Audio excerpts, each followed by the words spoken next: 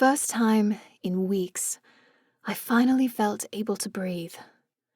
Leaving England had been the right decision, but it didn't make it any easier knowing the people I was leaving behind didn't fully understand why I had to go. Magic was in my blood.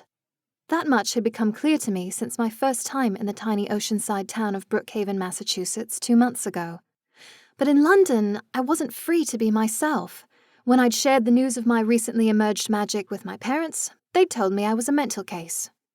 Even though I'd seen what the start of my magic could do on my first trip to Brookhaven, the moment I'd set foot back on British soil, it was like that taste of power had vanished.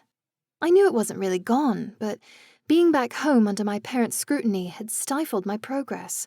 With no one to guide me, my magic was withering like an untended flower. I deserved to blossom and flourish. My first visit to Brookhaven had been brief, but memorable. On my first night there, my host Tanya and I wound up in the middle of a hit and run that turned out to be a robbery from High Time, the town's marijuana dispensary. I'd managed to harness my magic, and it guided me to the culprit. Most sane people would have run the other direction after an experience like that. It had only drawn me closer. The feeling of safety I'd felt in the tiny town, despite the danger, was exactly what I needed. That and the people waiting to help me hone my skills like Tanya and the town's resident healer, Maggie. Which was why I sat in the back seat of the cab, the boot, trunk as Americans called it, stuffed full of suitcases of clothes and other personal effects as it pulled up to a quaint little bed and breakfast bearing the name Tia Tanya's in Brookhaven.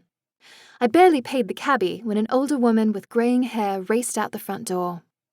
"Darcy, we've been waiting for you," the eponymous Tanya called. "Sorry, my flight got delayed." I apologized and let the older woman wrap me in a tight embrace. Tanya Alvarez ran the bed and breakfast and was the one to push me to explore my newly revealed magic when I'd come to stay for holiday 2 months ago. She'd insisted that when I made the decision to move here, that I stay with her as long as necessary. For a modest rent, of course.